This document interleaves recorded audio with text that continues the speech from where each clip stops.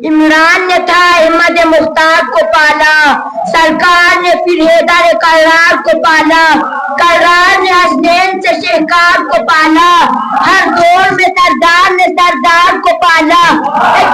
ایک بیکر توحید میں خود ڈال رہا ہے، مہدی کو حجابوں میں خدا پال رہا ہے۔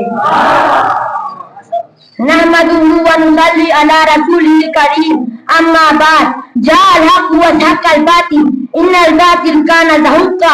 حق آ گیا اور باطل مٹ گیا، بے شک باطل مٹنے والا تھا۔ آج 15 شعبان المعظم، یوم ولادت بادشاہ عطا امام العصر یوسف زہرا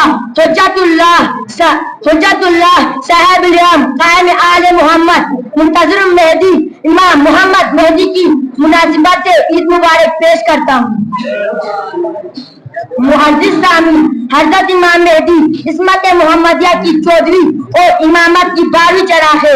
آپ 15 شعبان کو شب برات کے اختتام پر بوقت صبح صادق یوم جمعہ دنیا میں تشریف لائے۔ آپ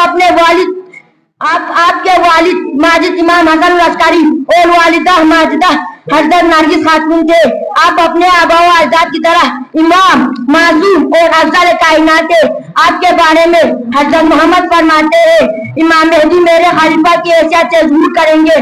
جس طرح میرے ذریعے سے دین کا آغاز ہوا، اسی طرح مہدی کے ذریعے سے مہر اختتام لگایا جائے گا۔ دنیا کو ہے اس مہدی برحق کی ضرورت، دنیا کو ہے اس مہدی برحق کی ضرورت ہو جس کی نگاہ زلزلہ عالم و افکار۔ کہنے کو تو بہت کچھ تھا مگر دامن وقت میں گنجائش نہیں، لہذا میں اپنے تقریر کا اختتام ایک شعر سے کرنا چاہتا ہوں۔ اسی کا شان اسی کا وقار باقی ہے، تقی کے لال کا جو دل میں پیار باقی ہے۔